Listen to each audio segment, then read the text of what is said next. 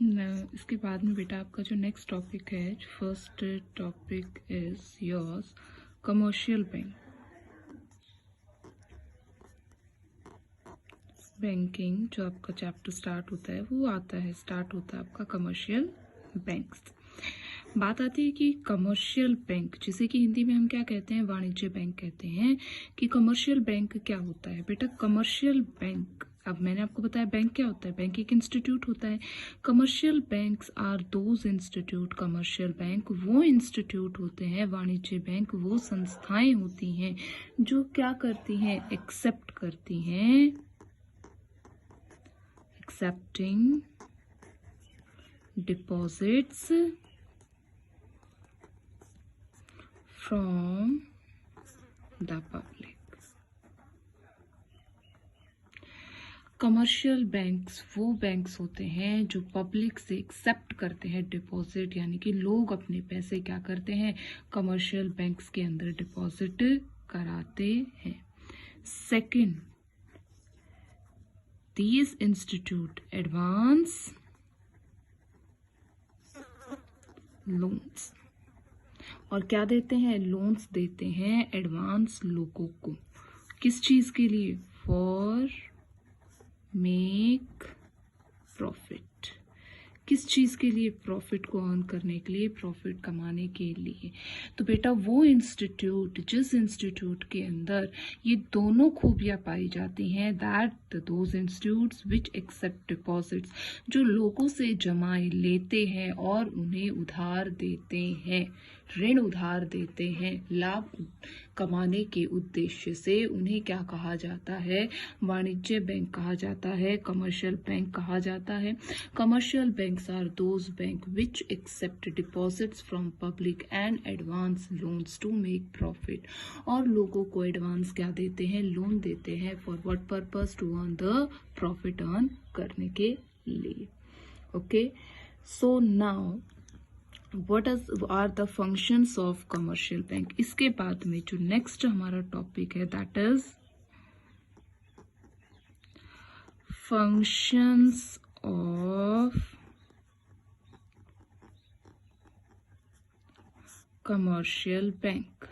Commercial bank के क्या functions हैं, फंक्शंस क्या होते हैं, क्या कार्य होते हैं। तो जो भी फंक्शंस होते हैं कमर्शियल बैंक्स के, they are divided into two, उन्हें दो भागों के अंदर, टू पोर्शंस के अंदर क्या किया जाता है, डिवाइड किया जाता है, functions of commercial bank. And the first portion is primary function, another is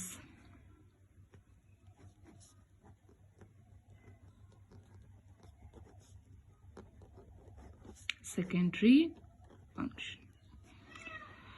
let me clear you one thing, कौन सी चीजें प्राइमरी फंक्शंस के अंदर आती हैं और कौन सी आती हैं सेकेंडरी फंक्शन। प्राइमरी फंक्शंस के अंदर सिर्फ दो ही फंक्शंस आते हैं, दो ही कार्य आते हैं प्राइमरी फंक्शंस के अंदर। पहला जो है वो आता है एक्सेप्टिंग डिपॉजिट, कि जो हमारे कमर्शियल बैंक होते हैं वो लोगों से एक्सेप्ट करते हैं, लोगों से जमाए लेते हैं, एक्सेप्ट लेते हैं deposits. And the second is advances loan, loan provide करते हैं। These are the two basic और the primary functions. Primary functions में यही दोनों कंसेप्ट लिए जाते हैं। अब बात आती है what does we take in secondary functions. Secondary functions के अंदर पहला जो है हमारा, दैट इज ओवरड्राफ्ट। ठीक है, फर्स्ट जो आता है वो है हमारा overdraft. Second is discounting of bills of exchange.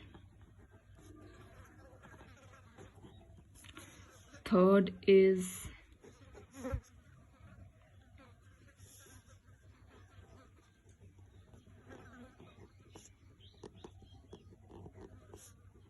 Investment of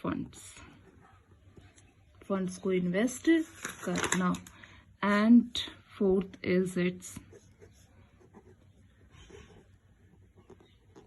agency functions. And the fifth is miscellaneous functions, other जो भी फंक्शंस रह जाते हैं that are all comes under the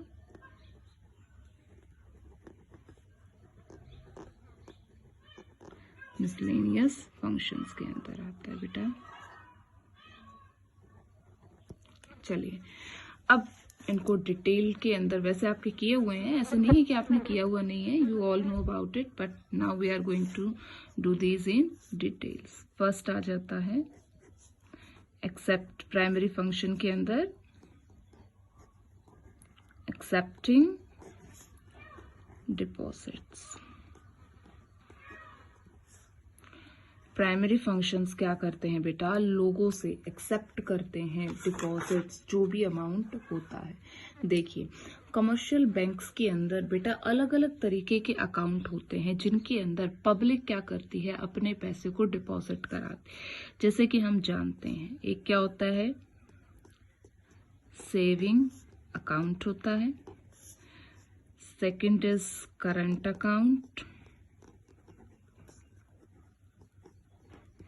और एक कॉमनली हम जानते हैं एक और है, दैट इज आवर फिक्स्ड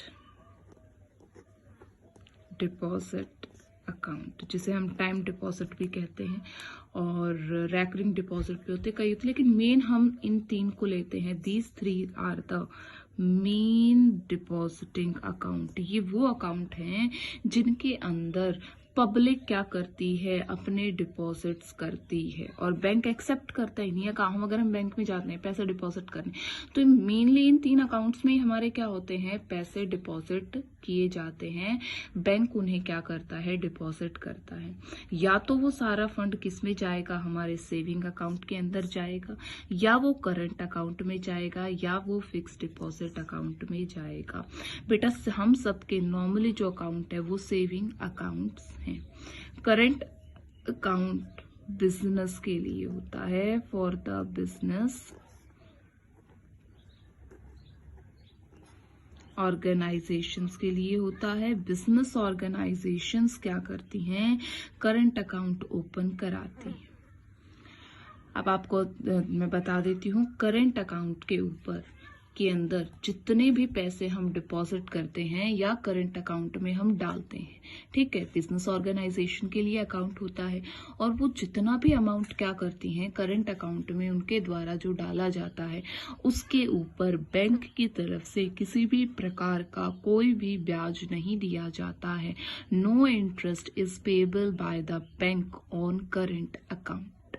ठीक है बेटा, करंट अकाउंट के अंदर किसी भी तरह की कोई भी लिमिटेशंस नहीं है। एक दिन के अंदर कितनी भी ट्रांजैक्शंस की जा सकती हैं, कितनी भी बार क्या है पैसे को निकाला और डाला जा सकता है। करंट अकाउंट के अंदर कोई भी पासबुक नहीं होती है, इसके अंदर अकाउंट की स्टेटमेंट्स होती हैं जो कि बैंक टाइम टू टाइम अपने क्लाइंट को प्रोवाइड करता है। और इस अकाउंट के अंदर से चेक से ही पैसे विड्रॉएबल होते हैं, चेक से ही पैसे क्या किए जा सकते हैं, निकाले जा सकते हैं। सेविंग अकाउंट के अंदर जो भी पैसे हम डालते हैं उन पे हमें ब्याज मिलता है। दूसरी बात, सेविंग अकाउंट के ऊपर कुछ रिस्ट्रिक्शंस हैं। Maximum limit of transactions and maximum limit of withdrawable money is mention. RBI ने जो हमारा सेविंग अकाउंट है उसके ऊपर अंदर से मैक्सिमम कितनी ट्रांजैक्शंस हम कर सकते हैं वो भी लिमिटेशंस कर रखी हैं, और साथ के साथ कितना अमाउंट हम निकाल सकते हैं ये भी इसके अंदर क्या है बेटा, लिमिटेशंस इसकी कर रखी हैं। फिक्स डिपॉजिट अकाउंट एक लमसम अमाउंट होता है जो हमें पता है कि that we are not going to withdrawable, तो हम एक फिक्स टाइम पीरियड के लिए एक डिपॉजिट के अंदर डाल देते हैं। क्यों डालते हैं? क्योंकि एफडी के ऊपर ज्यादा रेट ऑफ इंटरेस्ट मिलता है in comparison to the saving account से ज्यादा, तो वो इंटरेस्ट हमें अपनी तरफ अट्रैक्ट करता है और हम क्या करते हैं, उसके अंदर अमाउंट को डिपॉजिट कराते हैं। इसके बाद में जो नेक्स्ट टॉपिक है दैट इज आवर सेकंड, जो क्या है बेटा हमारा advancing loans.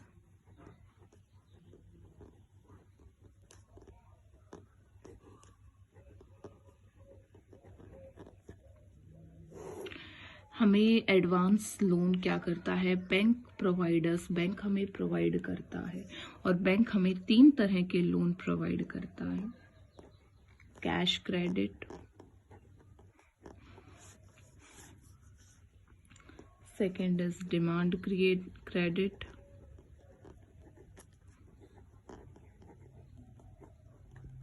and the third is short-term loans.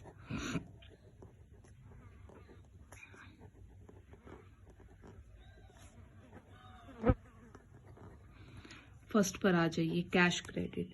बेटा कैश क्रेडिट एक ऐसी लिमिट होती है जो कि बैंक क्या करता है, सैंक्शन करता है, एक मैक्सिमम लिमिट अपने यूजर्स की फिक्स कर देता है, जितना कि वो क्या कर सकते हैं, अपने अकाउंट से या अपने बैंक से बोरो कर सकते हैं एक गिवन सिक्योरिटी के ऊपर, यानी कि कुछ ना कुछ हमें क्या करना पड़ेगा, सिक्योरिटी के ऊपर देना पड़ेगा।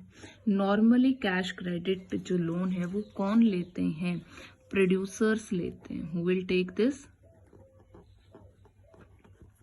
प्रोड्यूसर्स इसके यूजर्स होते हैं, इसे यूज करते हैं, ठीक है। Producers are the users, producers क्या होते हैं, इसके यूजर्स होते हैं। ट्रेडर्स इस तरह के उसको लेते हैं, और जितना अमाउंट वो उस लिमिट के अंदर से निकालते हैं उस लोन में से उसको यूज करते। देखो मैं आपको थोड़ा सैंपल कर देती हूँ। ये बेटा मान लीजिए सपोज आप एक ट्रेडर हो, क्या हो, ट्रेडर, एक प्रोड्यूसर हो। आपके अकाउंट में पैसे तो रहते हैं, but sometimes you do long transactions, कई बार होता है पेमेंट अटक जाती है, कुछ चीजें होती। बैंक मान लीजिए अपने एक यूजर को 40,000 की उसने कैश क्रेडिट की लिमिट दी थी। मान लो उसके खाते में 40,000 रुपए नहीं है, उसे किसी की पेमेंट करनी, तो he can take 40,000 only from this account. वो लिमिट सैंक्शन कर दी कि आप प्रोड्यूसर हो, इन सर्टेन सिचुएशंस अगर आपके पास पैसा ना हो या पैसों की कमी पड़ती है तो आपके पास लिमिट सैंक्शन है 40,000, you can use amount from this. वो इसमें से यूज कर सकता है, बट इससे ज्यादा अमाउंट विड्रॉएबल नहीं है, और जितना वो निकालेगा, मान लो उसने कितने निकाले, सिर्फ 10,000 रुपए इसके अंदर से विड्रॉ करवाए, तो वो क्या करेगा, इस 10,000 के ऊपर ही वो इंटरेस्ट को पे करेगा। तो how much money is used by the trader, that amount is chargeable under the interest, उसी पे इंटरेस्ट के अंदर वो चार्जेबल होगा। इसके अंदर कोई मेच्योरिटी डेट नहीं है, ठीक है। इसके बाद में सेकंड आता है बेटा, that is your demand credit. Demand credit वो लोन्स होते हैं that can be recall on the demand by bank at any time, यानी कि बैंक ने क्या कर दिया है, लोन दे दिया, ठीक है, लेकिन बैंक डिमांड कर रहा है, बैंक ने वो पैसे दे दिया, बैंक को जरूरत है, तो वो अपने पैसे क्या कर सकता है, डिमांड कर सकता है, मांग सकता है, और जिसने भी वो डिमांड लोन लिया है दैट पर्सन की लायबिलिटी क्रिएट हो जाती है कि that he has to return this amount to the bank, वो अमाउंट उसे बैंक को देना पड़ेगा। इसके अंदर कौन लोग डिमांड लोन लेते हैं, who are the users of demand credit. Demand credit के यूजर्स कौन होते हैं, नॉर्मली इसके होते हैं सिक्योरिटी ब्रोकर्स, जो क्या करते हैं बेटा, शेयर्स के अंदर डील करते हैं, ठीक है। हम क्या कहते हैं उन्हें, सिक्योरिटी ब्रोकर्स कहते हैं। ठीक है, तो कई बार क्या होती हैं, फ्लक्चुएशंस होती रहती हैं, अचानक बहुत क्रेडिट की रिक्वायरमेंट होती है, तो इस कैटेगरी के वो लोन ले लेते हैं। बैंक को भी जब चाहिए उसी टाइम क्या है, वो उसको रिटर्न भी कर देते हैं। इसके अंदर ये लिमिट नहीं होती है, जितना आपने लोन लिया है, how much loan is taken by you, वो सारा का सारा चार्जेबल होता है अंडर इंटरेस्ट। उसके चार्जेबल है, उसके लिए इंटरेस्ट पे करना पड़ेगा। इसमें अब कोई लिमिट नहीं होती है कि जितना आप निकालोगे उतना ही, जितना लोन सैंक्शन हुआ है उतने ही अमाउंट के ऊपर आपने इंटरेस्ट पे करना है, चाहे आप उस सैंक्शन अमाउंट में से एक भी रुपए यूज ना करो। ठीक है, इसके बाद में आते हैं बेटा आपके short term loans. Short term जो आपके लोन्स होते हैं ये पर्सनल लोन्स होते हैं। ठीक है, are advance as private sector, यानी कि प्राइवेट सेक्टर को ये दिए जाते हैं, हाउस होल्ड को भी दिए जाते हैं, फर्म्स को भी। ठीक है, और ये जो इसके अंदर भी जितना भी अमाउंट दिया जाता है वो सारा का सारा क्या होता है, चार्जेबल होता है अंडर द इंटरेस्ट। ठीक है, तो ये हो गए आपके प्राइमरी फंक्शंस। प्राइमरी फंक्शंस दो कैटेगरी में डिवाइड होते हैं, accepting deposits and advances loan. Accepting deposits के अंदर तीन तरह के डिपॉजिट होते हैं हमारे, सेविंग अकाउंट, करंट अकाउंट और fixed deposit account. Advancing loans के अंदर कैश क्रेडिट, डिमांड क्रेडिट और शॉर्ट टर्म लोन्स ये होते हैं। ठीक है, अब इसके बाद में आता है हमारा सेकेंडरी फंक्शन।